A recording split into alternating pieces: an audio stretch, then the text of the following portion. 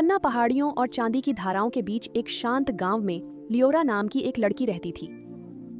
वह किसी और की तरह नहीं थी, न सिर्फ अपनी सुंदरता के कारण बल्कि उसकी आंखों में आकाश समाया था। जब सूरज की रोशनी उन्हें छूती तो वे रात की तरह चमकती, ऐसे नक्षत्रों से भरी जो किसी ने नहीं देखे थे। किंवदंतियां कहती थीं कि वह तारों की संतान थी, सबसे लंबे ग्रहण की रात को जन्मी।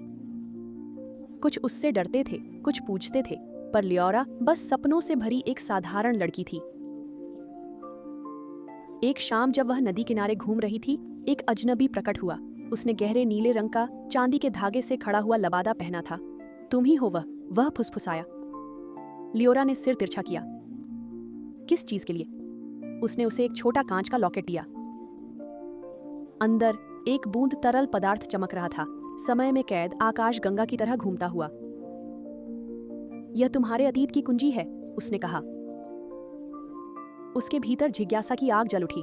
वह हमेशा अलग महसूस करती थी, जैसे उसकी आत्मा धरती की नहीं, सितारों की थी। पर वह और कुछ पूछ पाती, उससे पहले ही अजनबी धुंध की तरह गायब हो गया। उस रात रोक न पाते हुए उसने लॉकेट खोल दिया। प्रकाश की लहर ने उसे घेर लिया और अचानक वह दो दुनियाओं के बीच एक पुल पर खड़ी थी, पीछे मृत्युलोक और आगे अनंत आकाश। यादें उमड़ पड़ी। उसने बादलों के ऊपर एक राज्य देखा जहां दिव्य प्राणी विचरते थे।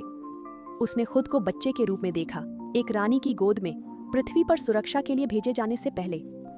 वह सिर्फ लियोरा नहीं थी, वह आकाशीय सिंहासन की खोई हुई वारिस थी। उसकी तारों भरी आंखों में आंसू चमके। उसका जीवन साधारण था, फिर भी कुछ असाधारण का हिस्सा था। अब उसके पास एक चुनाव था, अपने आकाशीय घर लौटे या जिन्हें वह प्यार करती थी उनके साथ रहे। उसने लॉकेट बंद किया, दोनों दुनियाओं की गर्मी अपने अंदर महसूस करते हुए। शायद उसे चुनना नहीं था, शायद वह स्वर्ग और पृथ्वी के बीच का सेतु बन सकती थी। और इस तरह तारों भरी आंखों वाली लड़की गांव लौट गई। अब वह सिर्फ किंवदंती नहीं, बल्कि नियति की एक शक्ति थी।